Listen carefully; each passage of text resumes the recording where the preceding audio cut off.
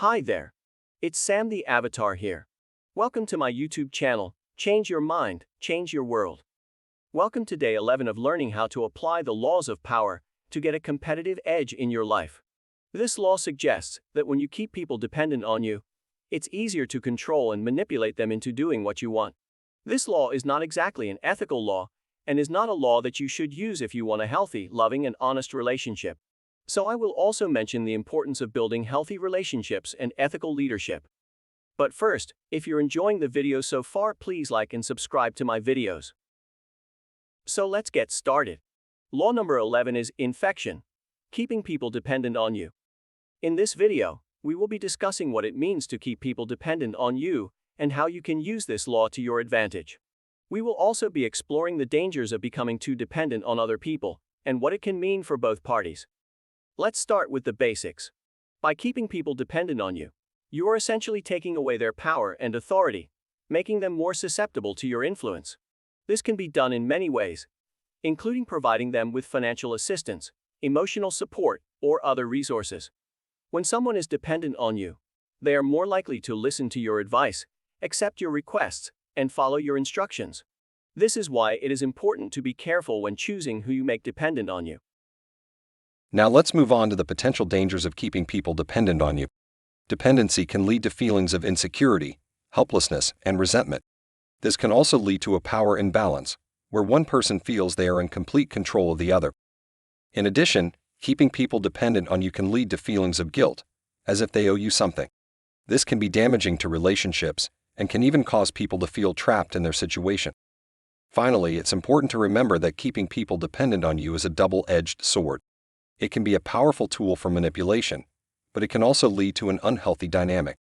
So I'm going to mention a few ways to building trust, mutual respect, and mutual benefit in relationships. #1 Building healthy relationships. We all have relationships in our personal and professional lives, and it's important that these relationships are healthy and mutually beneficial. This means being honest and fair in our interactions, treating others with respect and dignity, and working together towards common goals. This includes being open to feedback, listening actively, and actively trying to understand the perspectives of others. #2 Trust and mutual respect. Trust and mutual respect are the foundation of healthy relationships. When we trust and respect others, we're more likely to have open and honest communication, which helps to build deeper and more meaningful connections. Trust is built over time through consistency and reliability, and is strengthened through open communication and active listening. #3 Ethical leadership and management.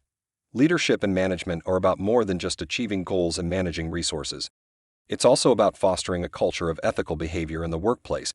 This means setting a good example, being transparent and accountable, and treating others with respect and dignity.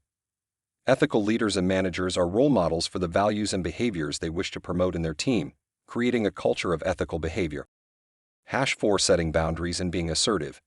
It's important to be aware of our own needs and feelings, and to set boundaries that protect them. This means being assertive and clearly communicating our needs and wants to others, without manipulating or controlling them. This means being respectful of others' boundaries, as well as being able to express our own needs. #5 The importance of fostering a culture of ethical behavior in the workplace.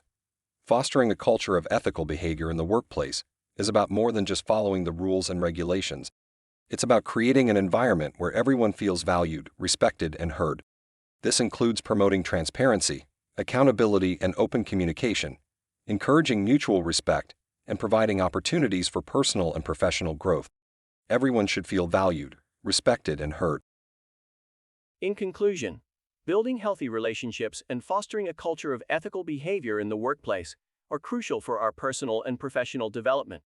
By focusing on building trust, mutual respect, and mutual benefit, we can create deeper and more meaningful connections with others.